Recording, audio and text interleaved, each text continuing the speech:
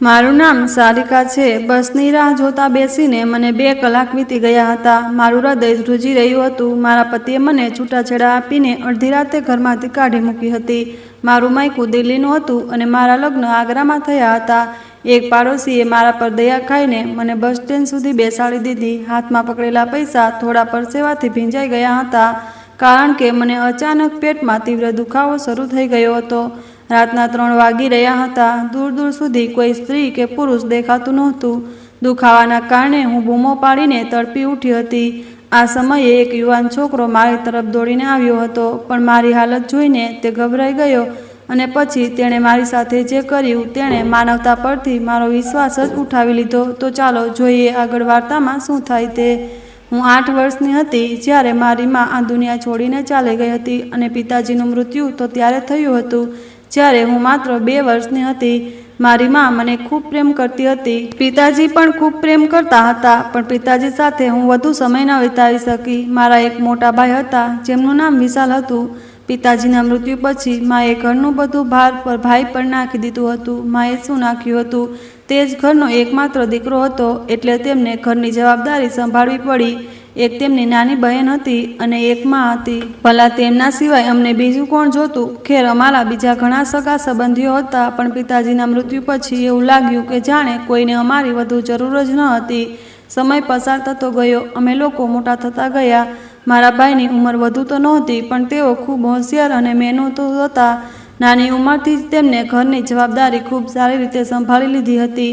તેઓ મારાથી પૂરા 10 વર્ષ મોટા હતા। જ્યારે હું 8 વર્ષની હતી ત્યારે તેઓ 18 વર્ષના હતા। જ્યારે અમારી માનું મૃત્યુ થયું ત્યારે જાણે અમારા ભાઈ બહેનની દુનિયા બદલાઈ ગઈ। મારી માનું મૃત્યુ બદલાતા મોસમના આવતા તાવને કારણે થયું હતું। તેમને નાનો તાવ આવ્યો હતો, પણ પછી સારવાર કરવા છતાં તેમની તબિયત સુધરી નહીં અને એક દિવસ તેમના તાવે તેમનો જીવ લઈ લીધો। માના મૃત્યુ વખતે હું એટલી હોશિયાર તો હતી કે મને સમજાતું કે મારી મા આ દુનિયા છોડીને ચાલી ગઈ હતી અને હવે હું તેમના વગર એકલી કેવી રીતે રહીશ। પણ દરેક વ્યક્તિ મને દિલાસો આપતું હતું, મારા આંસુ લૂછતું હતું અને મને સમજાવતું હતું કે ચિંતા ન કર, તારો ભાઈ ખૂબ સારો છે, તે હંમેશા તારી સંભાળ રાખશે। પણ લોકો દ્વારા આપેલી આ દુઆ હતી કે બદદુઆ એવું નથી જાણતી, કારણ કે જ્યારે માનું મૃત્યુને થોડા દિવસો વીતી ગયા ત્યારે ભાઈનો વ્યવહાર અચાનક મારી સાથે વિચિત્ર થઈ ગયો। હું તે સમયે નાની હતી। મને મારી માની ખૂબ ટેવ હતી, કારણ કે શરૂઆતથી જ હું હંમેશા માની સાથે સૂતી હતી। તે જ મને પોતાના હાથે ખાવાનું ખવડાવતી હતી, તે જ મને પોતાના હાથે તૈયાર કરીને સ્કૂલે મોકલતી હતી। પણ તેમના જવા પછી જાણે મારું જીવન સંપૂર્ણપણે બદલાઈ ગયું। ભાઈ તો પોતાના કોલેજ જતા હતા। ભાઈ ભણવાની સાથે સાથે બાળકોને ઘરે ઘરે જઈને ટ્યુશન પણ આપતા હતા। હું આખો દિવસ ઘરમાં એકલી હતી। ક્યારેક નાદાનીમાં ઘર ખુલ્લું છોડીને પાડોશની સહેલીઓ સાથે રમવા ચાલી જતી। ભાઈ સાંજે ઘરે આવતા તો બજારમાંથી ખાવાનું લઈ આવતા। તેઓ મને ખૂબ ઠપકો આપતા કે ઘરમાં કેમ નથી રહેતી, ઘરને એકલું છોડીને ક્યાં ચાલી જાય છે, મને આખો દિવસ કેમ રડે છે, મા ચાલી ગઈ તો એમાં મારી શું ભૂલ છે, હવે તું પોતાને બદલી નાખ, તું મોટી થઈ રહી છે, બાળકી નથી રહી।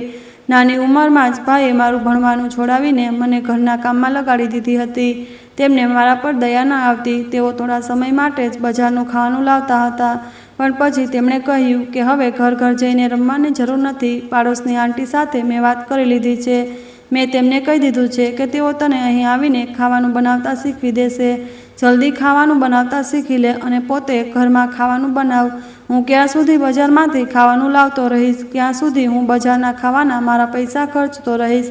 સમય પસાર થતો ગયો અને ભાઈના કહેવા મુજબ મેં પોતે ખાવાનું બનાવતા શીખી લીધું। પાડોશની ગાયત્રી આંટીએ મને વિવિધ પ્રકારના વ્યંજનો બનાવતા શીખવી દીધા હતા। હું નાની હતી, મારી ઉંમર એવી હતી કે હું આ સમયે રમકડાઓથી રમું, પણ મારા હાથમાં રસોડાના વાસણો આવી ગયા હતા, જે આખી જિંદગી મારું ભાગ્ય બની ગયા। પછી હું એવી રીતે રસોડામાં દાખલ થઈ કે મારી જિંદગી વીતી ગઈ। પોતાના હાથે ખાવાનું બનાવતી, ઘરને સજાવતી, ઘરનું દરેક કામ કરતી। બાળપણથી જ મેં પૂરી જવાબદારી અને ગૃહસ્થી સારી રીતે સંભાળી લીધી હતી। જો કે બાળપણમાં ઘણી વખત મેં મારા નાના હાથ ચૂલા પર બાળી દીધા હતા। રોટલીઓ બનતી નહોતી, પણ તેમ છતાં મેં મારા નાના હાથથી કોરીમોરી રોટલીઓ બનાવીને ભાઈને ખવડાવી હતી। ભાઈ તો જાણે સંપૂર્ણપણે બદલાઈ ગયા હતા। તેમને મારા પર કોઈ દયા ન આવતી, તેમને મારી કોઈ જરૂર દેખાતી નહોતી. બસ તેમને એટલું જ ખબર હતું કે તેમણે પોતાને ભણવું છે, નોકરી કરવી છે અને ઘરમાં રાશન ભરવું છે. બાકી તેમને લાગતું હતું કે હું ઘરમાં રાશન ભરી દઉં છું, નોકરી કરું છું તો મારી બહેન પેટ ભરીને ખાય છે. એ જ તેના માટે પૂરતું હતું. તેમને ખબર નહોતી કે તેમની બહેનના દિલમાં પણ બીજી છોકરીઓની જેમ બહાર ફરવાની ઈચ્છા હોય છે, નવા કપડાં પહેરવાની ઈચ્છા હોય છે, મેકઅપ કરવાની ઈચ્છા હોય છે. પણ મારી પાસે કશું જ નહોતું. સમય પસાર થતો ગયો. હું 20 વર્ષની થઈ ગઈ હતી અને આટલા વર્ષોમાં ભાઈએ મારી સાથે પોતાની સેવા કરાવી. હું ચૂપચાપ ઘરમાં રહેતી હતી, ઘરના બધા કામ કરતી હતી, ઘરનો દરવાજો હંમેશા અંદરથી બંધ રાખતી હતી, કારણ કે ભાઈનો સખત આદેશ હતો હું ઘરના કોઈને આવવા ન દઉં અને પોતે પણ ઘરની બહાર ન નીકળું. તેમના ડરના કારણે મેં ક્યારેય તેમને ફરિયાદનો મોકો ન આપ્યો. હું હંમેશા મારા ભાઈનું સન્માન કરતી હતી, પણ બદલામાં તેમણે મને હંમેશા અવગણી. હું જવાન થઈ ગઈ હતી. 4 દિવાલોમાં મારી અડધી જિંદગી વીતી ગઈ હતી. એક દિવસ ભાઈએ કહ્યું કે હું લગ્ન કરવા જાઉં છું. છોકરી મેં પસંદ કરી લીધી છે. હું ખૂબ ખુશ થઈ કે ચાલો સારું છે, ઘરમાં ભાભી આવશે તો મારી પણ મદદ થશે અને મારે એકલું પણ નહીં રહેવું પડે. મારું દિલ લાગેલું રહેશે. મને લાગ્યું હતું કે ભાઈના લગ્ન ધામધૂમથી થશે. હું ખૂબ શોપિંગ કરીશ, ઘરની બહાર નીકળીશ, ભાભી સાથે ગપશપ કરીશ, ભાઈ મને પોતાના સાસરે લઈ જશે, હું બહેન તરીકે મારી ભાભીનું સ્વાગત કરીશ. પણ એવું કશું થયું નહીં. એક દિવસ અચાનક ભાઈ વરમાળા પહેરીને એક છોકરી લઈને આવ્યા અને તે છોકરી બીજું કોઈ નહીં, મારી ભાભી હતી. ભાભી નહીં પણ ભાભી થઈ ગયેલી ભાભી. ભાઈ અને ભાભીએ મંદિરમાં લગ્ન કરી લીધા હતા અને બધી રસમો પૂર્ણ કરીને ઘરમાં દાખલ થયા હતા. આ બધું જોઈને મારી આંખોમાં આંસુ આવી ગયા. મેં મારી આંખોમાં શું સપના સજાવ્યા હતા, પણ ભાઈએ મારા બધા સપના પર પાણી ફેરવી દીધું. મેં તેમને કહ્યું હતું કે ભાઈ, તમે સારી નોકરી કરો છો, તમારે તમારા લગ્ન ધામધૂમથી કરવા જોઈએ. પણ ભાઈનું કહેવું હતું કે જ્યારે આવા સાદા લગ્નથી ભાવનાને કોઈ વાંધો નથી તો પછી તને આટલી તકલીફ કેમ થાય છે? હવે તારી ભાભી ઘરમાં આવી ગઈ છે, તેની સંભાળ રાખજે અને તારી ભાભીનું હંમેશા સન્માન કરજે. મને ક્યારેય ફરિયાદનો મોકો ન આપજે. હું ચૂપ થઈ ગઈ હતી. ખુશ હતી કે ચાલો સારું છે, ભાભી ઘરમાં આવી ગઈ. પણ મને ખબર નહોતી કે ભાભી તો વ્યવહારમાં ભાઈથી પણ 2 ડગલા આગળ નીકળશે. ભાભીનો વ્યવહાર ખૂબ ખરાબ હતો. તે મારી સાથે વધુ વાત નહોતી કરતી. મોટા ભાગે પોતાના રૂમમાં જ ઘૂસી રહેતી. ઘરના કામ અને ઘરની દરેક જવાબદારી હજી પણ મારા પર જ હતી. ભાભીના માયકાવાળાના આવતા તો મારે તેમના ઢગલાબંધ ખાવાનું બનાવવું પડતું, ચા નાસ્તો તૈયાર કરવો પડતો. ભાભી તો એક વાસણ પણ ઉઠાવીને ઇધર ઉધર નહોતી મૂકતી. હું આ બધી હરકતોથી ખૂબ તંગ આવી ગઈ હતી, કારણ કે પહેલાં હું એકલી હતી. ભાઈ અને મારા માટે સામાન્ય ખાવાનું બનતું. ઘરમાં વધુ કામ પણ નહોતું. પણ જ્યારથી ભાભી ઘરમાં આવી, દર બીજા ત્રીજા દિવસે તેમના માયકાવાળા અમારા ઘરે આવતા રહેતા. ભાભી મને પોતાના માયકાવાળા સામે ખૂબ નીચું બતાવતી. ક્યારેય તેમણે કોઈને નહોતું કહ્યું કે હું તેમની નણંદ છું, તેમની બહેનોની જેમ છું. તે હંમેશા એટલું જ કહેતી કે આ મારી નણંદ છે અને નણંદ નહીં પણ આ ઘરની નોકરાણી જેવી જ છે. મારા ભાઈને બધું દેખાતું હતું, પણ તેમ છતાં તેઓ કશું નહોતા બોલતા. એક દિવસ તંગ આવીને મેં ભાઈને ફરિયાદ કરી દીધી કે ભાઈ, મારા પર કામનો ભાર ખૂબ વધી ગયો છે. ભાભી તો કોઈ કામ કરતી જ નથી. ત્યારે મારી વાત સાંભળીને ભાઈને ગુસ્સો આવ્યો અને તે બોલ્યા, શું આવી ગઈ તું તારી ભાભીની ફરિયાદ કરવા? મને તારી આવી અપેક્ષા નહોતી. તને દેખાતું નથી, તેની તબિયત ઠીક નથી રહેતી, એટલે જ તે પોતાના રૂમમાં રહે છે. અને તું પહેલાં અમારા 2 લોકો માટે પણ આ ઘરના બધા કામ કરતી હતી ને? હવે એકલી ભાવનાની આવવાથી તને ઘરનું કામ વધુ લાગવા લાગ્યું. મને શરમ આવે છે તને બહેન કહેતા. હું આગળ ભાઈને કશું કહું, તેમણે હાથ ઊંચો કરીને મને રોકી દીધી અને કહેવા લાગ્યા, બસ હવે કશું ન બોલ. આ તો દરેક ઘરની વાત છે. ઘરની મા બહેન આવનારી વહુને નોકરાણી સમજે છે.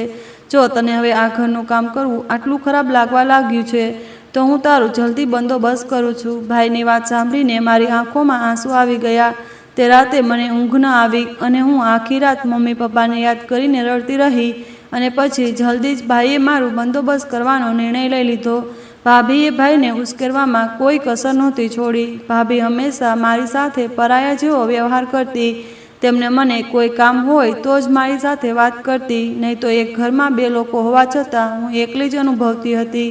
આથી જ તેમણે જલ્દીથી ભાઈના કાનમાં એ વાત નાખી દીધી હતી કે જેટલી જલ્દી શક્ય હોય તેટલી જલ્દી તારી બહેનને વિદાય કરી દે. ભાઈ તો પોતાની પત્નીના ગુલામ બની ગયા હતા. બહેન તો તેમને શરૂઆતથી જ પસંદ નહોતી. તેમણે મારા લગ્ન આગ્રા શહેરના રહેવાસી વિવાન સાથે કરાવી દીધા. તેમનું કહેવું હતું કે વિવાન અગાઉ તેમની સાથે ભણતો હતો, એટલે તેઓ તેને ખૂબ સારી રીતે ઓળખે છે, પણ તે પોતાના પરિવાર સાથે આગ્રામાં રહે છે. મને કોઈ વાંધો નહોતો કે મારા લગ્ન થઈ રહ્યા હતા. એ તો મને ખબર હતી કે એકને એક દિવસ મારા લગ્ન થવાના જ હતા, પણ ભાઈ ભાભી મને પોતાનાથી થોડું વધારે દૂર મોકલી રહ્યા હતા. હમણાં મારા લગ્ન થઈ ગયા અને હું વિદાય થઈને મારા સાસરે આવી ગઈ. મને લાગ્યું કે આ ઘરમાં તો મને સુખ ચેન મળશે. અહીં તો મારી વાત સાંભળનાર, સમજનાર કોઈક હશે. આખરે મને મારા પતિના ઘરમાં સુખ જોઈએ છે અને પતિથી પ્રેમ અને ઇજ્જત. ખેર, તેમના ઘરમાં વધુ લોકો નહોતા. તેમના ભાઈ હતા. બંને ભાઈઓ પરણેલા હતા અને અલગ ઘરમાં પોતાના પરિવાર સાથે અલગ રહેતા હતા. પણ લગ્ન પછી મને ખબર પડી કે મને અહીં પણ સુખ અને પ્રેમ નથી મળવાના, કારણ કે મારા પતિનો વ્યવહાર ખૂબ ખરાબ હતો. તે નાની નાની વાતો પર નારાજ થઈ જતા હતા. નાની નાની વાતો પર ગુસ્સો કરતા, જેમ કે તે ખાવામાં મરચું વધારે નાખ્યું તો આ વાતે તેઓ મને ઠપકો આપતા હતા. આજે તે મારા કપડાં બરાબર નથી ધોયા, મારા કપડાં પર ડાઘ રહી ગયો, તો પણ તેઓ મને ખૂબ ખરાબ રીતે ઠપકો આપતા હતા. હું તેમને કશું નહોતી કહેતી, ચૂપચાપ તેમની દાટ સાંભળતી રહેતી. મારા લગ્ન થયા પછી ભાઈ ભાભીએ મારો હાલચાલ પૂછવાનું પણ યોગ્ય નહોતું સમજ્યું. હું અહીં કેવી હાલતમાં હતી, કેવી હાલતમાં નહોતી, કોઈને આ બાબતની કોઈ પરવા નહોતી. મારા પતિના ઘરમાં મને દરેક વસ્તુની આરામદાયક સુવિધા હતી, પણ પતિ મારી કોઈ કદર નહોતા કરતા. તો પછી આ બધું આરામ મને નકામું લાગવા લાગ્યું. લગ્નના 3 મહિના પછી જ ઉપરવાળાએ મને મા બનવાનો આનંદ આપી દીધો હતો. આટલું હોવા છતાં મારા પતિને મારી મહત્તાનો જરા પણ અંદાજો નહોતો આવ્યો. તેમનો વ્યવહાર પહેલાં જેવો જ હતો. તે નાની નાની વાતે મને અપમાનિત કરી દેતા હતા. તેમની આદતમાં સામેલ હતું કે તેમને નાની વાતે ખૂબ ગુસ્સો આવી જતો હતો. તેમનામાં ગુસ્સો કાબૂમાં રાખવાની હિંમત નહોતી. આખી જિંદગી તે એકલો રહ્યો હતો. ભાઈઓ પોતાના મતલબ રાખતા હતા. તેને ઘણા વર્ષો પછી જ્યારે પત્નીનો સાથ મળ્યો તો તે પોતાને આખો ગુસ્સો પોતાની પત્ની પર ઉતારવા લાગ્યો. પણ હું તો પણ મા બનવાનો આનંદ મેળવીને ખૂબ ખુશ થતી હતી અને વિચારતી હતી કે પતિ જે પણ કહેશે હું ચૂપચાપ સહન કરતી રહીશ. ઉપરવાળો મને સંતાન આપી રહ્યો છે એટલે મારી એકલતા દૂર થઈ જશે. પણ એવો સમય જ ન આવ્યો. એ રાત મારી જિંદગીની સૌથી ખતરનાક રાત હતી. જ્યારે મારા પતિ ઘરમાં દાખલ થયા, તેમનો મૂડ જોઈને હું સમજી ગઈ હતી કે આજે તે ખૂબ ગુસ્સામાં છે. હું અવારનવાર ચૂપ રહેતી હતી. જ્યારે તેમનો મૂડ ખૂબ સારો હોય ત્યારે તેમની સાથે વાત કરતી હતી. કદાચ તેમનું ઓફિસમાં કોઈ સાથે ઝઘડો થઈ ગયો હતો. તેમણે ગુસ્સાથી બૂમ પાડીને કહ્યું, મારા માટે પાણી લઈ આવ. હું જેમ જ તેમના માટે પાણી લઈ આવી, અચાનક મારા હાથમાંથી પાણીનો ગ્લાસ છૂટીને જમીન પર પડી ગયો અને પાણી તેમના કપડા પર છંટાઈ ગયું. આ બાબતે તેમને ખૂબ ગુસ્સો આવ્યો અને તેમણે તે સમયે મારા ગાલ પર એક જોરદાર થપ્પડ મારી. જે મેં ધ્રુતા શબ્દોમાં કહ્યું, મારાથી ભૂલ થઈ ગઈ. જો હું હમણાં તમારા પર બીજો ગ્લાસ લઈ આવું છું. પણ તેમને મને વાળથી પકડી લીધી અને કહેવા લાગ્યા, તને જરા પણ તમીજ નથી? તું મને કેમ ગુસ્સો કરાવે છે? મેં તેમને કહ્યું, મારા વાળ છોડી દો, મને દુખે છે. તેમણે ફરીથી મારા મોં પર એક બીજી થપ્પડ મારી અને કહેવા લાગ્યા, મારી સાથે જીભ ચલાવે છે? મેં કહ્યું, ના ના, હું તો કશું જ નથી કહેતી, મને માફ કરી દો. ત્યારે તેમણે મને જમીન પર ધકેલીને પોતાની બેગ તરફ હાથ લંબાવ્યો અને કેટલાક કાગળો કાઢીને મારા મોં પર માર્યા. કહેવા લાગ્યા, આ પેપર પર સહી કરી દે, હું તને છૂટાછેડા આપું છું. તેમની વાત સાંભળીને તો જાણે મારા હોશ જ ઉડી ગયા. મેં ફાટેલી આંખોથી તેમને સામે જોવા લાગી. મેં કહ્યું, મેં એવું શું કર્યું કે તમે મને છૂટાછેડા આપો છો?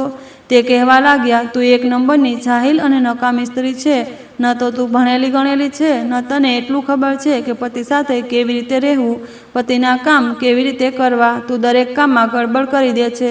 હું તને મારી સાથે નહીં રાખું. હું તેમના પગમાં પડી ગઈ, ફૂટી ફૂટીને રડવા લાગી કે ના, તમે આવું ન કરી શકો, તમે મને છોડી ન શકો. હું ક્યાં જઈશ? તેમણે કહ્યું, ત્યાં જઈશ જ્યાંથી તું આવી છે, તારા ભાઈના ઘરે. તારા ભાઈએ તું જેવી નકામી અને ગવારને મારા પલ્લે બાંધી દીધી છે. હું ઘણા સમયથી તને છૂટાછેડા આપવાનું વિચારું છું, પણ આજે હું પૂરું કામ કરીને ઘરે આવ્યો છું. મેં પેપર પર સહી કરી દીધી, હવે તું પણ કરી દે. હું સહી નહોતી કરવા માંગતી, પણ મારા પતિએ તે રાતે મારા મોં પર અનેક થપ્પડો મારી હતી અને ડરાવી ધમકાવીને મારી પાસે જબરદસ્તીથી સહી કરાવી લીધી હતી. અમારા બંનેના છૂટાછેડા થઈ ગયા હતા. તેમને કાગળો પોતાની પાસે રાખ્યા અને ધક્કા મારીને મને ઘરની બહાર કાઢી મૂકી. હું ખૂબ રડી રહી હતી. મારા પેટમાં તેમની નિશાની ઉછળી રહી હતી. તેમણે તેનો પણ ખ્યાલ નહોતો આવ્યો. મને ઘરની બહાર કાઢીને તેમણે દરવાજો બંધ કરી દીધો. રાતનો સન્નાટો ચારે બાજુ છવાયેલો હતો અને આ સન્નાટાને કારણે એક ભયંકર શાંતિ છવાઈ હતી. માણસોની સાથે સાથે બધા જાનવરો અને પક્ષીઓ પણ પોતપોતાના ઠેકાણે સૂઈ ગયા હતા. ક્યારેક કોઈ ગાડીના ચાલવાનો અવાજ સંભળાતો હતો, પણ આ રાતના સમયે કોણ માણસ ઘરની બહાર હાજર નહોતું. સમય પસાર થતાં થતાં મારી બેચેની વધુ ને વધુ વધી રહી હતી. મારું દિલ ધડકવા લાગ્યું હતું. ડરના કારણે પરસેવો મારી હથેળીઓને ભીંજવી દીધો હતો, જેના કારણે મુઠ્ઠીમાં રહેલા થોડા પૈસા જે મેં ખૂબ મુશ્કેલીથી બચાવ્યા હતા તે પણ ભીંજાઈ ગયા હતા. બસની રાહ જોતા બેસીને મને 2 કલાક વીતી ગયા હતા, પણ હજુ સુધી બસનું કોઈ નામો નિશાન નહોતું. ઊંડો શ્વાસ લેતા લેતા હું મારી આસપાસ નજર દોડાવી રહી હતી. બસ સ્ટેન્ડ બિલકુલ વેરાન પડ્યું હતું. કેટલાક આવારા કૂતરા દૂર દૂરથી ભસતા હતા અને કેટલાક નશો કરનારા લોકો નશામાં ધૂત થઈને એક બાજુએ પડ્યા હતા. તેમને કોઈ વસ્તુની ખબર નહોતી. થોડી થોડી વારે તેઓ બૂમો પાડવા લાગતા, પણ પછી ચૂપ થઈ જતા. ડરના કારણે મારી હાલત ખરાબ થઈ રહી હતી અને મારું દિલ એવું ધડકી રહ્યું હતું જાણે પાંસળીઓ તોડીને બહાર આવી જશે. મારા પતિએ મને ફક્ત એટલા માટે છૂટાછેડા આપીને ઘરમાંથી કાઢી મૂકી કે તેમને લાગતું હતું કે હું ભણેલી ગણેલી નથી અને તેમનું કોઈ પણ કામ બરાબર નથી કરી શકતી. જો કે તેમની સેવા કરવામાં મેં ક્યારેય કોઈ કમી નહોતી રાખી અને તેમણે મને અડધી રાતે ઘરમાંથી કાઢી મૂકી. એ પણ ન વિચાર્યું કે હું અડધી રાતે ક્યાં જઈશ. તેમણે કહ્યું હતું, નીકળી જા હમણાં જ મારા ઘરમાંથી. તેમના કહેલા શબ્દો વારંવાર મારા કાનમાં ગૂંજતા હતા. તેમણે પોતાની ગર્ભવતી પત્ની પર દયા ન આવી. મેં તેમની સાથે પૂરું 1 વર્ષ વિતાવ્યું હતું અને હવે જ્યારે હું તેમના બાળકને જન્મ આપવાની હતી ત્યારે તેમણે મને ઘરમાંથી કાઢી મૂકી, મારો સાથ છોડી દીધો. મેં તેમને ખૂબ વિનંતી કરી હતી અને ત્યાં સુધી કે મેં તેમના પગ પણ પકડ્યા હતા, પણ આ બધા છતાં તેમણે મારા પર દયા ન રાખી અને તેમણે મને રાતના અંધારામાં છૂટાછેડા આપીને ઘરમાંથી કાઢી મૂકી. તેમણે મારી સાથે સાથે મારી કોખમાં ઉછરી રહેલા પોતાના બાળક વિશે પણ ન વિચાર્યું અને રાતના અંધારામાં દર્દના ધક્કા ખાવા માટે મને ઘરમાંથી કાઢી મૂકી. મારી ભૂલ નહોતી, છતાં મારી માફી માગવાનો પણ તેમના પર કોઈ અસર ન થઈ. મારું માયકું દિલ્હીમાં હતું, જ્યાં એક બસ દ્વારા જ મુસાફરી શક્ય હતી. મારા પતિએ મારા મોં પર જ દરવાજો બંધ કરી દીધો હતો. તેમણે એટલો પણ અહેસાસ નહોતો કર્યો કે હું આ રાતના સમયે ક્યાં જઈશ અને તેમણે મને કાઢીને ગલીમાં ઊભી રાખી દીધી. આ સમયે હું પોતાને ખૂબ લાચાર અનુભવતી હતી, કારણ કે મને કશું જ સમજાતું નહોતું કે હું ક્યાં જાઉં. મારું માયકું બીજા શહેરમાં હતું. ત્યાં જવા માટે મારી પાસે કશું જ નહોતું. મારા પતિએ ઘરમાંથી નીકળતી વખતે મારા હાથમાં કશું જ નહોતું આપ્યું અને હું અડધી રાતે લાચાર અને મદદ વિના ગલીમાં ઊભી હતી અને ચીસો પાડીને રડતી હતી. છેલ્લા 1 કલાકથી હું ગલીમાં ઊભી રહીને વિચારતી હતી કે આ રાતના સમયે હું ક્યાં જઈશ, કારણ કે મારી પાસે બીજું કોઈ ઠેકાણું નહોતું. મારા પતિએ ક્યારેય મને ઘરની બહાર પગ મૂકવા દીધો નહોતો, જેના કારણે મને આ શહેર વિશે પણ કશું ખબર નહોતું કે હું ક્યાં જાઉં અને હું મહોલ્લામાં કોઈને પણ ઓળખતી નહોતી. જેવી કેદ મને મારા માયકામાં નસીબ થઈ હતી, એવી જ કેદ મને મારા સાસરે પણ મળી હતી. કોઈ એવું નહોતું જેના ઘરે હું રાત વિતાવી શકું કે કોઈ મારી મદદ કરી શકે. હું અડધી રાતે ગલીમાં ઊભી રહીને આંસુ વહાવતી હતી અને છેલ્લા 1 કલાકથી દરવાજા પર બેસીને ચીસો પાડતી રડતી હતી. તે જ સમયે એક પાડોશી, જે અડધી રાતે પોતાની દુકાનેથી પાછો આવી રહ્યો હતો, તેણે મને જોઈ. તેણે મારી હાલત પર દયા ખાઈને મને 5000 રૂપિયા આપ્યા અને મને કહ્યું, બહેન, આ પૈસા લઈ લે અને હમણાં બસ સ્ટેન્ડ પર ચાલી જા. સવાર સુધી તને કોઈને કોઈ બસ મળી જશે. ત્યાંથી તારા માયકે ચાલી જાજે. એક ક્ષણ મને આજે પણ યાદ છે જ્યારે હું લડખડાતા અને ડરના કારણે પરસેવામાં ભીંજાઈને બસ સ્ટેન્ડ પર પહોંચી હતી. મેં ક્યારેય ઘરની બહાર પગ નહોતો મૂક્યો, પણ જિંદગીએ મારા પર દયા ન રાખી અને મને રાતના અંધારામાં એકલી ચાલવા મજબૂર કરી દીધી. જો કે ડરના કારણે મારું શરીર પરસેવામાં સંપૂર્ણપણે ભીંજાઈ ગયું હતું, પણ આ બધા છતાં મને ડરના કારણે ઠંડી લાગી રહી હતી. મારી પાસે એક નાનકડા દુપટ્ટા સિવાય કશું જ નહોતું અને એ દુપટ્ટો પણ મારા શરીરને ઢાંકવા માટે પૂરતો નહોતો. કોઈ પણ મારા શરીરને એકવાર જોઈ લે તો મારી હાલતને સારી રીતે સમજી શકત. આખા રસ્તે મને એવું લાગ્યું કે કોઈ મારો પીછો કરી રહ્યું છે, પણ હું પાછળ ફરીને જોઉં તો કોઈ નહોતું. આખી ગલી અને સડક ખાલી હતી. દરેક જગ્યાએ અંધારું છવાયેલું હતું. ક્યારેક આવારા કૂતરાના ભસવાના અવાજ સિવાય કશું સંભળાતું નહોતું. અહીં તહીં ભટક્યા પછી, દિમાગ પર જોર આપ્યા પછી મને બસ સ્ટેન્ડનો રસ્તો યાદ આવી ગયો હતો. કારણ કે પાડોશીએ મને બસ સ્ટેન્ડનું સરનામું બતાવી દીધું હતું અને થોડી જ વારમાં હું બસ સ્ટેન્ડ પર હાજર હતી. પણ ત્યાં સંપૂર્ણ સન્નાટો છવાયેલો હતો. ચાલતા ચાલતા જ્યારે અચાનક મારા પેટમાં દુખાવો શરૂ થયો અને એ દુખાવો એટલો તીવ્ર હતો કે હું પેટ પકડીને સડક પર બેસી ગઈ હતી. પણ મારી મદદ કરનાર ત્યાં કોઈ નહોતું. હું છેલ્લા કેટલાક કલાકથી ચાલી રહી હતી, જેના કારણે મારું ગળું સુકાઈ ગયું હતું અને શ્વાસ ફૂલી ગયા હતા. મને અંદાજો આવી ગયો હતો કે મારા બાળકની ડિલિવરીનો સમય નજીક છે, કારણ કે સમય પસાર થતાં થતાં મારા પેટનો દુખાવો વધતો જતો હતો.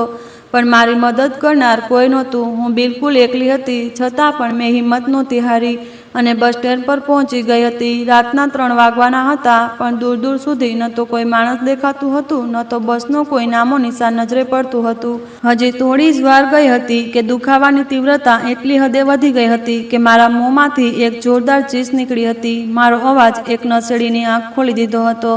હું બેન્ચ પરથી ખાબકવાની હતી ત્યાં એ નશેડીએ દોડીને મને સંભાળી લીધી હતી. પણ આ સમયે હું ખૂબ ડરી ગઈ હતી કે ક્યાંક લોકો મને બદચલન ન સમજે, કારણ કે અડધી રાતે એક એકલી સ્ત્રીનું બસ સ્ટેન્ડ પર એકલું હોવું કોઈને પણ શંકામાં મૂકવા માટે પૂરતું હતું. બસ સ્ટેન્ડ પર અંધારું છવાયેલું હતું. ફક્ત એક જ લાઇટ બળતી હતી, જે ક્યારેક બળતી હતી અને ક્યારેક બુઝાતી હતી. પણ મારી હાલત એટલી ખરાબ થઈ ગઈ હતી કે મને કોઈ પણ વસ્તુનો હોશ રહ્યો નહોતો. બહેન, તું ઠીક છે? એ નશેડીએ ગભરાટથી મને પૂછ્યું હતું. મેં આંખ ઊંચી કરીને તેની તરફ જોયું, કારણ કે એ રાતના સમયે મારો મદદગાર સાબિત થયો હતો. એ લગભગ 29-30 વર્ષનો એક યુવાન છોકરો હતો, પણ વધુ નશાના કારણે તેના ગાલ ખાંચેલા હતા અને જવાનીમાં પણ તે હાડકાનો ઢાંચો બની ગયો હતો. તેની આંખોમાં મારા માટે ચિંતા અને આશ્ચર્ય સ્પષ્ટ દેખાતું હતું. તેના કપડાં પરસેવાથી ભીંજાયેલા હતા અને તેના પર ગંદકી જામેલી હતી, કારણ કે તે જમીન પર સૂતો હતો. આના કારણે તેનો હુલિયો ખૂબ ખરાબ હતો. મારા બાળક અને દુખાવાની તીવ્રતાને કારણે મારી આંખો સામે અંધારું છવાઈ ગયું હતું અને હું લાચાર થઈને ત્યાં ખાબકી પડી હતી. મને બેહોશ થતી જોઈને એ યુવાન છોકરો ડરના મારે પાછળ હટી ગયો હતો. તેના ચહેરા પર મૂંઝવણ સ્પષ્ટ દેખાતી હતી. થોડી મિનિટો સુધી તે હચમચાયો, પણ થોડી જ વારમાં તે દોડીને એક બોટલ પાણી લઈ આવ્યો અને તેણે મારા મોં પર પાણી છાંટ્યું, જેના કારણે મને થોડી જ વારમાં હોશ આવી ગયો. મને હોશમાં આવતા જોઈને તે થોડો પાછળ હટ્યો. તેણે હચમચાવતા અને મને હિંમત આપી, બહેનજી, હિંમત રાખો, બધું ઠીક થઈ જશે. મેં ભીંજાયેલી આંખોથી તેની તરફ જોયું. તે મારી હાલતને સમજી ગયો હતો અને થોડી જ મિનિટોમાં તે પોતાના એક મિત્રને ઉઠાડીને લઈ આવ્યો. શરૂઆતમાં તેનો મિત્ર આશ્ચર્યથી મને જોતો રહ્યો, પણ જલ્દી જ તે આખી પરિસ્થિતિને સમજી ગયો. એ અજાણ્યા માણસે પોતાના મિત્રને કહ્યું, આ સ્ત્રીની હાલત ખૂબ ખરાબ થતી જાય છે, આને હોસ્પિટલ લઈ જવી પડશે. પણ રાતના આ સમયે કોઈ ગાડી મળવી મુશ્કેલ હતી. સમય પસાર થતાં થતાં મારા દુખાવામાં વધુને વધુ વધારો થતો ગયો.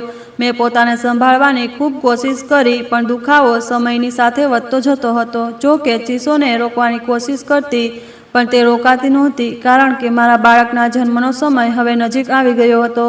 આથી એ છોકરો મારી નજીક આવ્યો અને મને દિલાસો આપતા કહ્યું, બહેનજી, હિંમત રાખો, હું હમણાં ગાડી લઈ આવું છું. તે ગયો અને થોડી જ વારમાં થઈ હતી કે તે એક લોડર રિક્ષા લઈ આવ્યો. જો કે એ રિક્ષા ઘણી જૂની હતી, પણ આ બધા છતાં એ મુશ્કેલ સમયમાં કામ આવી શકે એવી હતી. જે તેના જ એક મિત્રની હતી, જે આખો દિવસ રિક્ષા ચલાવતો અને રાતે એ જ પૈસાથી નશો કરીને સૂઈ જતો. સમય પસાર થતાં થતાં મારી આંખો સામે અંધારું છવાતું જતું હતું. એ છોકરાએ પોતાના એક સાથીની મદદથી મને રિક્ષામાં બેસાડી. મને આ સમયે ખૂબ શરમ અનુભવાતી હતી, પણ મારી પાસે બીજો કોઈ રસ્તો નહોતો. લોડર રિક્ષા ખૂબ જૂની હોવાને કારણે વારંવાર બંધ થઈ રહી હતી, પણ એ અજાણ્યો માણસ ધક્કા મારીને તેને ચલાવવાની કોશિશ કરતો હતો.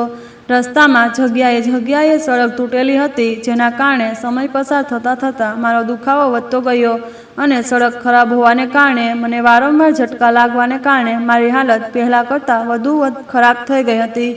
મારા કપડાં, જે પહેલેથી જ મારા શરીરને ઢાંકવા માટે પૂરતા નહોતા, તે હવે જગ્યાએથી ફાટી ગયા. દુખાવાની એક તીવ્ર લહેર મારા શરીરમાંથી ચીસ નીકળતી હતી, પણ એ યુવાન છોકરો એક મોટી માની જેમ મને દિલાસો આપતો હતો.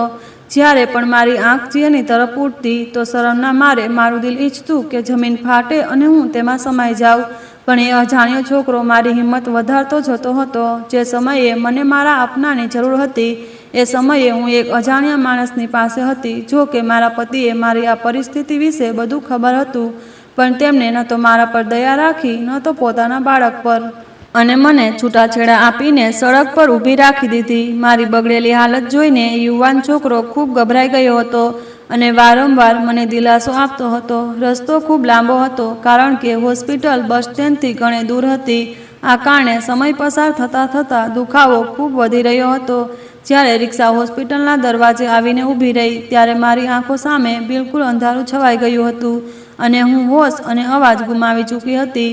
તેમણે જ મને રિક્ષામાંથી ઉતારીને સ્ટ્રેચર પર મૂકી અને મને લઈને અંદર દોડ્યા। જ્યારે મને હોશ આવ્યો ત્યારે હું હોસ્પિટલના રૂમમાં હતી જ્યાં તેજનો રોશની અને કાનમાં નર્સોના દોડાદોડનો અવાજ સંભળાતો હતો। જ્યારે મારી નજર દરવાજા પર પડી તો એ જ યુવાન છોકરો ચિંતાજનક હાલતમાં અહીં તહીં ફરતો હતો અને ચિંતાને કારણે તે વારંવાર પોતાના હાથ ઘસતો હતો। સિસ્ટર, પેશન્ટની હાલત ખૂબ ખરાબ છે, એક નર્સે બીજી નર્સને કહ્યું અને જલ્દી ડૉક્ટરને બોલાવવા દોડી ગઈ। હું લાચારીથી બધું જોતી હતી કારણ કે મારામાં હિંમત બિલકુલ ખતમ થઈ ગઈ હતી।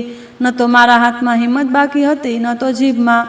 હું આ સમયે પોતાને ખૂબ લાચાર અનુભવતી હતી। સમયે મને એવા ચોહારે લાવીને ઊભી રાખી દીધી હતી જ્યાં હું પોતે ખૂબ બેબસ અનુભવતી હતી અને હું મારી જિંદગીના આટલા મોટા સમયમાં બિલકુલ એકલી હતી અને મારી મદદ એક એવો યુવાન માણસ કરી રહ્યો હતો જેણે હું ઓળખતી નહોતી, ન તો મેં તેને ક્યારેય જોયો હતો। નર્સે મને એક ઇન્જેક્શન આપ્યું અને એક શાંતિ મારા શરીરમાં દોડી ગઈ। હજી થોડીક ક્ષણો વીતી હતી કે મારા મોંમાંથી એક જોરદાર ચીસ નીકળી અને મને લાગ્યું કે જાણે મારા શરીરના બધા હાડકાં તૂટી ગયા હોય। થોડી જ વારમાં ડૉક્ટર સાહેબ આવી ગયા। તેઓ એક યુવાન ડૉક્ટર હતા। તેમણે મારું ચેકઅપ કર્યું અને નર્સને હુકમ આપ્યો કે ઓપરેશન કરવું પડશે કારણ કે કેસ ખૂબ ગંભીર છે। મારી સાથે બીજું કોઈ નહોતું, આથી મારા બાળકના પિતાની જગ્યાએ એ છોકરાએ સહી કરી દીધી। એ છોકરાનો મારા પર ખૂબ એહસાન હતો। દુખાવાને કારણે મારા શરીરમાં બેચેની વધતી જતી હતી અને થોડી જ વારમાં ઓપરેશન શરૂ થઈ ગયું। જ્યારે મને હોશ આવ્યો તો ડૉક્ટરે એક નાનકડી પરી મારા હાથમાં આપી દીધી। તે ખૂબ જ સુંદર હતી। તેને જોઈને હું તરત રડવા લાગી કારણ કે તે ખૂબ સુંદર હતી, પણ આ બધા છતાં તે ખરાબ નસીબ લઈને જન્મી હતી। હવે મારી દીકરી જ મારી જિંદગી હતી અને મારી આશા હતી। એ જ કારણે મારે ઠીક થવું હતું અને એ જ મારો સહારો બનવાની હતી। જ્યારે મેં તેને છાતી સાથે લગાવી તો મને એવું લાગ્યું કે જાણે મારી આખી થાક મટી ગઈ હોય। થોડી જ વારમાં દરવાજો ખુલ્યો તો એ યુવાન છોકરો અંદર આવ્યો। એ સમયે મને ખૂબ શરમ અનુભવાતી હતી। તે પણ હચમચાતો અંદર દાખલ થયો, પણ તેણે પોતાની નજર નીચી રાખી હતી। અંદર દાખલ થયા પછી તેણે મારી તબિયત વિશે પૂછ્યું અને ચિંતા તેના ચહેરા પર સ્પષ્ટ દેખાતી હતી। તે એક અજાણ્યો હોવા છતાં મારા કારણે પરેશાન થઈ રહ્યો હતો, પણ જેને આજે મારી સાથે આ સમયે હોવું જોઈએ તેને કશું જ ખબર નહોતું।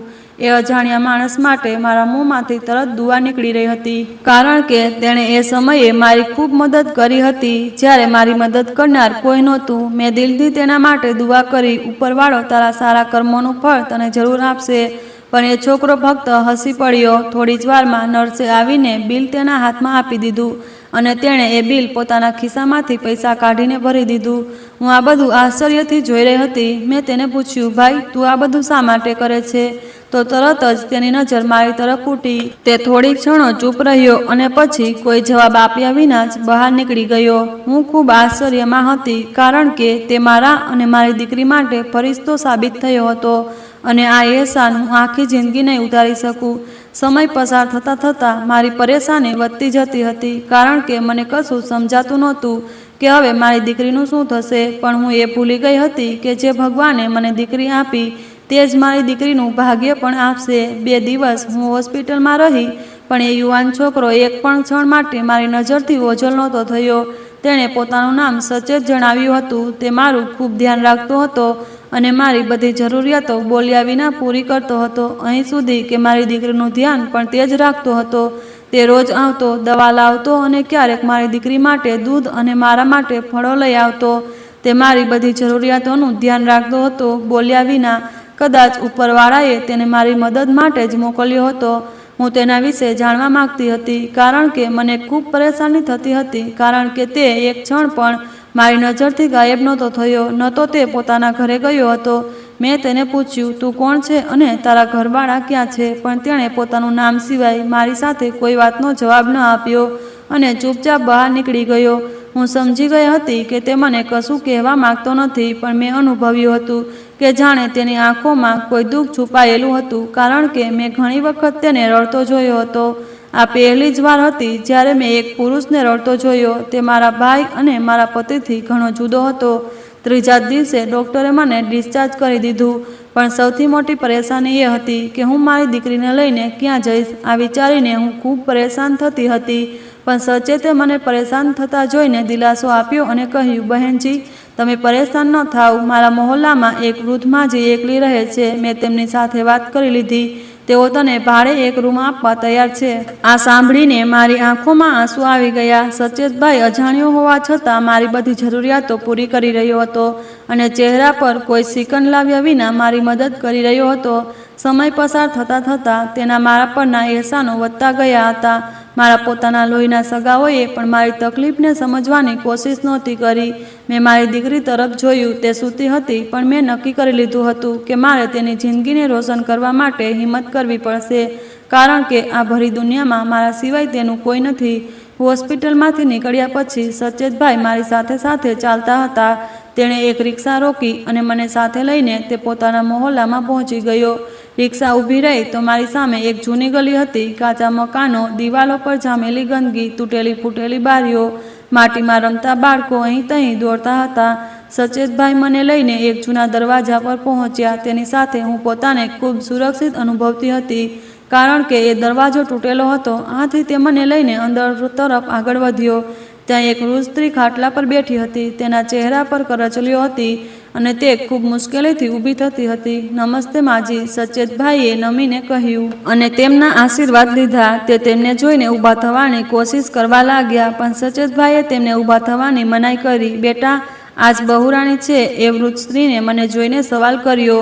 તે સ્ત્રીના મોંમાંથી નીકળેલા શબ્દો સાંભળીને હું હતપ્રત થઈ ગઈ, કારણ કે તે મને તેની પત્ની સમજી રહી હતી. હું કશું કહેવા જતી હતી ત્યાં સચેતભાઈએ મને એ બધું કરવાથી રોકી દીધું.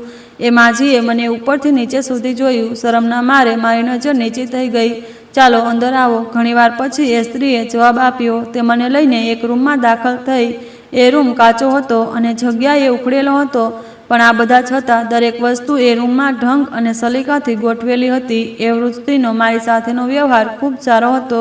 રૂમમાં એક જૂની ખાટલી હતી અને એક જૂનું સંદૂક હતું, પણ મારા માટે એ રૂમ કોઈ મહેલથી ઓછો નહોતો. ત્યાં ખૂબ સુકૂન હતું. મેં ધ્રુજતા આવાજે કહ્યું, માજી, હું મારી દીકરી સાથે સુકૂનની જિંદગી જીવવા માગું છું. આ બધું સાંભળીને તેમને મને ગળે લગાવી લીધી અને બીજા દિવસે તે મને લઈને થોડે દૂર એક મોટા ઘરમાં ગઈ, જ્યાં મને રસોઈ બનાવવાની અને વાસણો ધોવાની નોકરી મળી ગઈ. એ સ્ત્રી મને સારી એવી રકમ આપવા તૈયાર હતી, પણ બીજા દિવસથી ફરીથી મહેનતભરી જિંદગીની શરૂઆત થઈ ગઈ. હું મારી દીકરીને એ વૃદ્ધ સ્ત્રી પાસે છોડીને જતી, જે મારી જેમ તેનું ધ્યાન રાખતી. હું પોતાને આખો દિવસ કામમાં વ્યસ્ત રાખતી, જેથી મારી દીકરીને ક્યારેય કોઈ વસ્તુની કમી ન લાગે. પણ લોકોની નજરો તો પણ મારો પીછો નહોતી છોડતી. પાછા ફરતા કેટલાક યુવાન છોકરાઓ મારા પર સીટીઓ વગાડતા, પણ આ બધા છતાં મેં કામ છોડ્યું નહોતું, કારણ કે હવે મારા અને મારી સાથે સાથે મારી દીકરીની પણ જવાબદારી હતી. એ વૃદ્ધ સ્ત્રી મારા આવવાથી ખૂબ ખુશ હતી, કારણ કે મેં તેને ઘણી હદે સહારો આપ્યો હતો. હું ઘરમાં બધા કામ કરતી અને તે મારી દીકરીને સંભાળતી. સચેતભાઈ ક્યારેક ક્યારેક આવતા. એક સાંજે હું થાકેલી હેરાન થઈને કામ પરથી પાછી આવી રહી હતી, ત્યારે મને દરવાજા પર એક પરબીડિયું પડેલું મળ્યું, જેના પર કેટલાક શબ્દો લખેલા હતા. એ શબ્દો વાંચીને મારા પગ નીચેથી જમીન સરકી ગઈ. મને અંદાજો નહોતો કે મારા પતિને મારા વિશે આ બધું ખબર પડી જશે. એનો અર્થ એ થયો કે તેણે મારા પર પોતાની નજર રાખી હતી. મારી આંખોમાંથી આંસુ વહેવા લાગ્યા. હું દોડીને મારી દીકરી તરફ ગઈ અને તેને ગળે લગાવી લીધી. આ ભરી દુનિયામાં હું જ તેનો એકમાત્ર સહારો હતી. દિવસો પસાર થતા ગયા, પણ દરેક દિવસ એક નવી પરીક્ષા સાથે લઈને આવતો. સવારે સૂરજ નીકળે તે પહેલાં હું ઘરેથી નીકળી જતી અને સાંજે પરસેવામાં ભીંજાઈને પાછી આવતી. પણ સમય પસાર થતાં થતાં મહોલ્લાના પુરુષોની સાથે સાથે સ્ત્રીઓ પણ મારા પર ટીકા ટિપ્પણી કરવા લાગી. પુરુષો મને ઘૂરી ઘૂરીને જોતા. એ સમયે મારું દિલ ઈચ્છતું કે જમીનમાં ખસી જાઉં, પણ હું આ બધી વાતોને ચૂપચાપ સહન કરતી, કારણ કે મારે મારી દીકરીની જિંદગી સુધારવી હતી. હું નહોતી ઈચ્છતી કે તે મારી જેવી જિંદગી જીવે. હું તેને મજબૂત બનાવવા માગતી હતી, જેથી તેમાં એટલી હિંમત આવે કે તે પોતાની જિંદગી એકલી જીવી શકે. એક દિવસ મહોલ્લાના કેટલાક યુવાન છોકરાઓ મને તંગ કરી રહ્યા હતા. ત્યારે સચેતભાઈ ફરિશ્તા બનીને આવી ગયા. તેણે મને ફક્ત પોતાની બહેન જ નહોતી માની, પણ સગા ભાઈ કરતાં પણ વધુ પોતાનો હક અદા કરી રહ્યો હતો. તેણે જોઈને મારી આંખોમાંથી આંસુ વહેવા લાગ્યા. તેણે એ છોકરાઓને મારવાનું શરૂ કર્યું. તેઓ મારી માફી માગીને ભાગી ગયા. આ ઘટનાને હજી થોડા જ દિવસો વીત્યા હતા કે એક બીજી વિચિત્ર ઘટનાએ મને હચમચાવી દીધી. જ્યારે હું કામ પરથી પાછી આવી રહી હતી ત્યારે દરવાજા પર એક અજાણ્યો માણસ હાજર હતો અને તેના હાથમાં મારા પતિ તરફથી મોકલેલી રસીદ હતી, જેમાં તેણે મને ધમકાવવાની કોશિશ કરી હતી. એ આખી રાત મેં જાગીને વિતાવી, પણ બીજો દિવસ એ દિવસ કરતાં પણ મોટી પરીક્ષા લઈને આવ્યો. જ્યારે હું વૃદ્ધ માજી સાથે બજારમાં ગઈ હતી ત્યારે મારા પતિએ મને અપહરણ કરવા માટે કેટલાક માણસો મોકલ્યા હતા, પણ બજારમાં માજીએ કેટલાક લોકોની મદદથી મને બચાવી લીધી. એક રાતે અચાનક થયેલા વરસાદે બધું હચમચાવી દીધું. કેટલાક કલાકથી વરસાદ ચાલુ હતો, પણ રાતના 9 વાગી ગયા હતા અને દરવાજા પર ખટખટ શરૂ થઈ. એ ખટખટે માજી સાથે સાથે મને પણ હચમચાવી દીધી, કારણ કે અમે બંને આ સમયે ખૂબ ડરી ગયા હતા. ક્યાંક મારા પતિએ મોકલેલા માણસો તો નથી આવી ગયા ને? પણ થોડી જ વાર વીતી અને મેં હિંમત કરીને દરવાજો ખોલ્યો તો સામે સચેતભાઈ વરસાદમાં ભીંજાયેલો ઊભો હતો અને તેના હાથમાં મારી દવાઓ સાથે સાથે કેટલાક ફળો પણ હતા. સમય પસાર થતાં થતાં તેના મારા પર એહસાન વધતા જતા હતા. તે ઘરની અંદર માજી સાથે બેઠો. તેના ચહેરા પર એક વિચિત્ર સુકૂન હતું જે મને તેની તરફ ખેંચી રહ્યું હતું. એ જ મારો મસીહો હતો. જ્યારે આખી દુનિયાએ મારી તરફથી મોં ફેરવી લીધું હતું ત્યારે તેણે જ મારી મદદ કરી અને દરેક મુશ્કેલ સમયમાં મારી મદદ કરવા માટે તે હંમેશા તૈયાર રહેતો. થોડીવાર ચૂપ રહ્યા પછી મેં તેને પૂછ્યું, ભાઈ, તું મારા માટે આ બધું શા માટે કરે છે? તે હસ્યો, પણ થોડી જ વારમાં તેણે પોતાની નજર નીચી કરી લીધી. થોડીવાર પછી તેણે ધીમેથી કહ્યું, કેટલાક દુઃખ એક સરખા હોય છે, પણ મને આ વાતની જરા પણ સમજ ન પડી. થોડીવાર પછી તેણે કહેવાનું શરૂ કર્યું, હું પણ ક્યારેક ઘરવાળો હતો. મારા માતા પિતા હતા અને મારી એક બહેન હતી જેમાં મારી જાન બસતી હતી. મારા પિતા મજૂર હતા, એટલે એક દિવસ છત પડવાને કારણે તેઓ ગુજરી ગયા. તેમના મૃત્યુના આઘાતને ન સહન કરી શકવાને કારણે થોડા જ સમયમાં મારી મા પણ ગુજરી ગઈ. ફક્ત હું અને મારી બહેન રહી ગયા. તેનો અવાજ ભરાઈ ગયો હતો અને તેની આંખોમાંથી આંસુ નીકળી રહ્યા હતા. થોડી વાર પછી તેણે આગળ કહેવાનું શરૂ કર્યું, એ સમયે મારી ઉંમર ઓછી હતી, આથી પાડોશીઓએ થોડા દિવસો સુધી સહારો આપ્યો. પણ સમય પસાર થતાં થતાં સપના કિનારો કરવા લાગ્યા, કારણ કે તેઓ કોઈનો બોજ નહોતા ઉપાડવા માંગતા. હું આખો દિવસ મજૂરી કરતો જેથી મારી બહેનને ક્યારે કોઈ વસ્તુની કમી ન લાગે. સવારે ઘરેથી નીકળતો અને સાંજે ઘરે પાછો આવતો. મારી બહેનને સગાઓએ પોતાની પાસે રાખી લીધી હતી. એ સમયે તે ફક્ત 17 વર્ષની હતી. હું મારી બહેન માટે દિવસ રાત મજૂરી કરતો અને મારી પાસે બચેલા બધા પૈસા તેને મોકલી દેતો જેથી તેને ક્યારેય કોઈ વસ્તુની કમી ન લાગે. પણ સગાઓએ તેને સહારો તો આપ્યો, પરંતુ થોડો સમય વીત્યા પછી તેમણે મારી જાનથી પ્યારી બહેનને વેચી દીધી. મેં મારી બહેનને શોધવાની ખૂબ કોશિશ કરી, પણ તે ન મળી. મેં પોલીસની મદદ લેવાની પણ કોશિશ કરી, પણ પોલીસવાળાઓએ મારી વાતને ગંભીરતાથી ન લીધી અને મને ધક્કા મારીને બહાર કાઢી દીધો. એ સમયે તેની આંખોમાંથી આંસુ વહી રહ્યા હતા અને તેનો અવાજ કાંપી રહ્યો હતો. તેની વાત સાંભળીને માજીની સાથે સાથે મારી આંખોમાંથી પણ આંસુ નીકળી રહ્યા હતા. તે આગળ બોલી રહ્યો હતો, આ ગમને ભૂલવા માટે જ હું નશેડી બની ગયો, પણ જ્યારે મેં તને મુશ્કેલ હાલતમાં જોઈ તો મને મારી બહેન યાદ આવી ગઈ, જેમાં મારી જાન વસતી હતી. એ સમયે મેં તને મારી બહેન માની લીધી અને તારી મદદ કરવાનું શરૂ કર્યું. જ્યારે હું તારી મદદ કરતો ત્યારે મને મારી બહેનની યાદ આવતી અને મને એવું સુકૂન મળતું કે જાણે હું મારી બહેનની મદદ કરી રહ્યો છું. અમે બંને અંદરથી તૂટેલા હતા. તે પોતાની બહેનથી વિખૂટો પડ્યો હતો અને મેં મારા ભાઈ માટે શું નથી કર્યું, છતાં તેણે પોતે જ મને પોતાનાથી દૂર કરી દીધી. એક મારો એ ભાઈ હતો જેની સાથે મારો લોહીનો સંબંધ હતો, જેણે ક્યારેય મારી પરવા ન કરી, અને એક આ ભાઈ હતો જેની સાથે મારો કોઈ સંબંધ નહોતો, પણ તેમ છતાં તેણે મને પોતાની સગી બહેનથી પણ વધારે પ્રેમ કર્યો. એ રાત તેણે ત્યાં જ માજીના રૂમમાં વિતાવી. એ રાતે મને સુકૂનની નીંદર આવી, કારણ કે ઉપરવાળાએ મારી મદદ માટે તેને ફરિશ્તો બનાવીને મોકલ્યો હતો. તે મારા દુઃખને સમજતો હતો, કારણ કે તે પણ અંદરથી તૂટેલો હતો. સચેતભાઈની વાર્તા સાંભળ્યા પછી મને દિલાસો થયો કે મારો દુઃખ સમજનારું કોઈક છે. મારે ફક્ત મારા માટે જ નહીં, પણ મારી દીકરી માટે પણ હિંમત કરવી હતી, કારણ કે તે જ મારી આશાઓનું કારણ હતું અને મારી જિંદગીનો સહારો પણ હતી.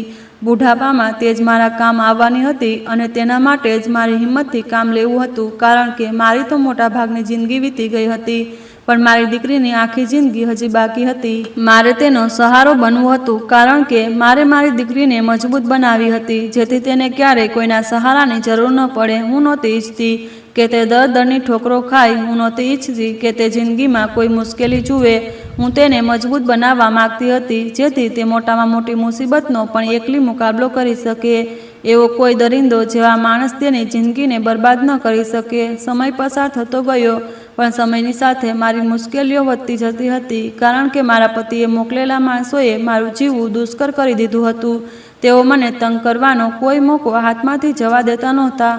હું તેમનાથી બચવાની અને સંતાવવાની ખૂબ કોશિશ કરતી, પણ આ બધા છતાં તેમને કોઈને કોઈ એવો મોકો મળી જતો જેમાં તેઓ મને તંગ કરી શકે. પણ હું મારી દીકરીના કારણે હિંમત નહોતી હારતી. મેં ઘરે જ સિલાઈનું કામ શરૂ કરી દીધું, જેથી મારે ઓછામાં ઓછું ઘરની બહાર નીકળવું પડે. શરૂઆતમાં કોઈ મારા પર ભરોસો કરવા તૈયાર નહોતું, પણ સમય પસાર થતાં થતાં મારા હાથમાં સફાઈ વધી ગઈ, જેના કારણે થોડા જ મહિનામાં સિલાઈનું કામ સારી રીતે ચાલવા લાગ્યું. મહોલ્લાની કેટલીક સ્ત્રીઓ કપડાં લાગવા લાગી. કોઈ બહેન સૂટ બનાવતી, તો કોઈ બાળકોના યુનિફોર્મ. સમયની સાથે સાથે કામમાં વધારો થતો ગયો, જેના કારણે સારી રીતે ગુજારો થઈ જતો હતો. મહેનત કરીને હું પોતાના પગ પર ઊભી રહી શકતી હતી. સચેતભાઈ ક્યારેક ક્યારેક આવી જતો, પણ જ્યારે પણ તે આવતો તેની નજર હંમેશા નીચી હોય અને તે હંમેશા પોતાની હદમાં રહેતો. તેણે ક્યારેય પોતાની હદ પાર કરવાની કોશિશ ન કરી. તેનો આ વ્યવહાર જ મને ખૂબ ગમતો હતો. સમયની સાથે સાથે તેની મારી નજરમાં ઇજ્જત વધતી ગઈ. તે મારી સાથે સાથે મારી દીકરીનું પણ ખૂબ ધ્યાન રાખતો અને તેની બધી જરૂરિયાતોને સમયસર પૂરી કરવાની કોશિશ કરતો. તે ખૂબ જ શરીફ માણસ હતો. મારી જિંદગી થોડા દિવસોથી સુકૂનભરી વીતી રહી હતી, પણ મને ખબર નહોતી કે આ સુકૂન ફક્ત થોડા દિવસોનું જ હતું. એક દિવસ ગલીના નાકે બે માણસો ઊભા હતા. તેમની નજરો વારંવાર માજીના ઘર તરફ ઉઠી રહી હતી. તે મારા પતિએ મોકલેલા માણસો હતા, જે મારા પર નજર રાખવા માટે તેણે મોકલ્યા હતા. અને થોડા દિવસોમાં મારો પતિ પોતે પણ આવી પહોંચ્યો. તેના તેવર પહેલા કરતાં ખૂબ વધુ ખતરનાક હતા. બીજા દિવસે તે પોતાના માણસો સાથે માજીના ઘરે હાજર હતો. તે ખૂબ ગુસ્સામાં હતો. તેની આંખોમાં એ જ ઘમંડ અને એ જ ઝેર હતું. તેની સાથે તેના બે બદમાશ માણસો પણ હતા, જે હસી રહ્યા હતા. તેમને જોઈને હું ચૂપ થઈ ગઈ, પણ મને ખબર હતી કે તે મને જલ્દીથી શોધી લેશે, અને એવું જ થયું. એ માણસે મને ખેંચીને બહાર લાવી. તને હજી પણ ચેન નથી આવ્યું? મેં હિંમત કરીને તે માણસ વિવાન, જે મારો પતિ રહી ચૂક્યો હતો, તેને પૂછ્યું, પણ ડરના કારણે મારા પગ કાંપી રહ્યા હતા અને મેં મારી દીકરીને મજબૂતીથી પકડી રાખી કે ક્યાંક તે મારી દીકરીને મારી પાસેથી ન છીનવી લે. પણ મારી વાત સાંભળ્યા પછી તેણે જબરદસ્તીથી મારા વાળ પોતાના હાથમાં પકડી લીધા. મેં મારા વાળ છોડાવવાની ખૂબ કોશિશ કરી, પણ હું સફળ ન થઈ. થોડી જ વારમાં ખૂબ ધમકાવીને અને ફરીથી આવવાની ધમકી આપીને તે ચાલ્યો ગયો. તેણે કેટલાક માણસોની મદદથી આખા મહોલ્લામાં અફવા ફેલાવી દીધી કે હું ચરિત્રહીન સ્ત્રી છું. મહોલ્લાવાળાઓના દિલમાં દબાયેલી શંકા ફરીથી માથું ઊંચકવા લાગી, અને મારા પતિએ એ શંકા પર વધુ નમક છાંટ્યું. તેની કોશિશ હતી કે મહોલ્લાવાળા મને ઘરમાંથી કાઢી મૂકે અને હું દરની ઠોકરો ખાઉં. તેણે આખા મહોલ્લામાં ફેલાવી દીધું કે હું બદચલન સ્ત્રી છું અને હું મારી ઇજ્જતની સાથે સાથે મહોલ્લાની સ્ત્રીઓની ઇજ્જત પણ ખરાબ કરી દઈશ, જેના કારણે મહોલ્લાના લોકો મને વિચિત્ર નજરે જોવા લાગ્યા. મને એક દિવસ તો એવી ઘટના બની જેણે મને બિલકુલ હચમચાવી દીધી. મહોલ્લાવાળાઓએ મહોલ્લામાં થયેલી ચોરીનો આરોપ મારા પર મૂકી દીધો. જો કે મને આ ચોરી વિશે ખબર પણ નહોતી, પણ બીજા દિવસે પોલીસ મને પકડવા આવી ગઈ અને મહોલ્લાવાળાઓએ મારા પર ચોરીના સાથે સાથે બદચલન હોવાના પણ આરોપ લગાવ્યો. સવારે પોલીસને મારા ઘરે જોઈને મારા પગ નીચેથી જમીન સરકી ગઈ. હું નિર્દોષ છું. મેં કશું નથી કર્યું. મેં ઘણી વખત તેમને સમજાવવાની કોશિશ કરી, પણ તેઓ મારી વાત પર વિશ્વાસ કરવા બિલકુલ તૈયાર નહોતા. મહોલ્લાના લોકો ચૂપચાપ તમાશો જોતા હતા. કોઈએ મને બચાવવાની કોશિશ ન કરી, અહીં સુધી કે કોઈએ મારા હકમાં એક શબ્દ પણ ન બોલ્યો. અને પોલીસવાળાઓએ મારી દીકરીને પણ મારી પાસેથી છીનવી લીધી અને તેને મારા પતિના હવાલે કરી દીધી, કારણ કે મારો પતિ એ જ ઈચ્છતો હતો અને આ જ હેતુથી તે મને વારંવાર તંગ કરી રહ્યો હતો. સચેતભાઈએ જ્યારે આ વાતની ખબર પડી તો તે તરત પોલીસ સ્ટેશન પહોંચી ગયો, પણ પોલીસવાળા તેની કોઈ વાત સાંભળવા તૈયાર નહોતા અને અહીં સુધી કે તેને પણ ધમકીઓ આપવામાં આવી રહી હતી. થોડા જ દિવસોમાં કેસ કોર્ટમાં પહોંચી ગયો, પણ જલ્દીથી જ સીસીટીવી કેમેરાની મદદથી સત્ય બધાની સામે આવી ગયું. ચોરી કોઈ બીજાએ કરી હતી. કોર્ટે મારા પતિને પણ સજા આપીને થોડા દિવસની જેલની સજા સંભળાવી અને મારી દીકરી મને પાછી આપી દીધી. કોર્ટે જ્યારે પોતાનો નિર્ણય સંભળાવ્યો તો તેની હાલત ગુસ્સાથી ખૂબ ખરાબ થઈ ગઈ હતી. તે ગુસ્સામાં પરસેવે ભીંજાઈ ગયો હતો. તેણે કોર્ટમાંથી બહાર નીકળતા જ મને ધમકી આપી, અત્યારે તો કોર્ટે તને બચાવી લીધી, પણ આ બધા છતાં હું તને જીવતી નહીં છોડું. હું મારી દીકરીને તારી પાસેથી છીનવી લઈશ. મેં પૂરા આત્મવિશ્વાસથી તેને જવાબ આપ્યો, જેટલું ડરાવી શકે એટલું ડરાવ. હું હવે એ સ્ત્રી નથી રહી જે તારાથી ડરશે. હું ડટીને તારો મુકાબલો કરીશ. પોલીસવાળાઓ તેને સજા આપવા લઈ ગયા. હું તેની સામે ડટીને ઊભી રહી, પણ આ બધા છતાં હું અંદરથી ખૂબ ડરેલી હતી. સ્ત્રી ગમે તેટલી મજબૂત બની જાય, તે પતિ સામે ક્યારેય જીતી શકતી નથી. પણ દરેક મુશ્કેલ સમયમાં સચેતભાઈ મારી સાથે હતો. તેણે ભાઈ બનીને પોતાની ફરજ નિભાવી. જ્યારે પણ મુશ્કેલીનો સામનો કરવો પડ્યો, તે મારી સાથે હતો. તે ફક્ત મારા મુંહ બોલો ભાઈ જ નહોતો, પણ તે પોતાના સગા ભાઈ કરતાં પણ વધુ સાથ આપ્યો. મારા સગા ભાઈને તો ખબર પણ નહોતી કે તેની બહેન સાથે આટલું બધું થઈ ગયું છે. કદાચ તેને ખબર પડી હોત તો પણ તે મારી કોઈ મદદ ન કરત, પણ ઉપરવાળાએ મને તેના કરતાં પણ સારો ભાઈ સચેતભાઈના રૂપમાં આપ્યો. કોર્ટે મારા પતિને મારા અને મારી દીકરીના ખર્ચ માટે દર મહિને 500 રૂપિયા આપવાનો હુકમ પણ કર્યો. હું ખૂબ ખુશ હતી, પણ આ બધા છતાં મેં મહેનત કરવાનું ન છોડ્યું. મેં સિલાઈનું કામ નહોતું છોડ્યું. સમય પસાર થતો ગયો અને મારી દીકરી 5 વર્ષની થઈ ગઈ. મેં સચેતભાઈની મદદથી કપડાનો વેપાર શરૂ કર્યો, કારણ કે હું જલ્દીથી પોતાના પગ પર ઊભી થવા માંગતી હતી. હું નહોતી ઈચ્છતી કે મારી સાથે સાથે મારી દીકરી પણ દળદળની ઠોકરો ખાય. અને જોતજોતામાં મારો ધંધો એટલી હદે આગળ વધી ગયો કે બધા જોઈને આશ્ચર્યમાં પડી ગયા. એક દિવસ અચાનક માજીની તબિયત ખૂબ ખરાબ થઈ ગઈ. જો કે હું તેમને હોસ્પિટલ લઈ ગઈ, પણ હોસ્પિટલ પહોંચે તે પહેલાં જ તેઓ આ દુનિયાને છોડીને ચાલ્યા ગયા. માજીના મૃત્યુએ મને ખરાબ રીતે હચમચાવી દીધી. હું તેમના ઘરમાં રહેતી હતી.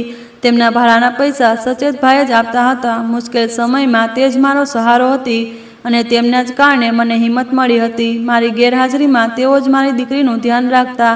પણ માજીના અચાનક મૃત્યુએ લોકોની નજરોને એક બીજું કારણ આપી દીધું. લોકોએ વાતો બનાવવાનું શરૂ કર્યું. લોકોની વાતોથી બચવા માટે જ સચેતભાઈનું કહેવું હતું કે મારે તારા માટે એક ખૂબ સારો રિશ્તો છે, હું તારા લગ્ન કરાવવા માગું છું. મેં તેમને ના પાડી, પણ તેમનું કહેવું હતું, તને સહારાની જરૂર છે. એ છોકરો ખૂબ સારો છે, તે મારો મિત્ર છે, મારી જેમ નશો નથી કરતો. બસ તેની પહેલી પત્નીનું અવસાન થઈ ગયું.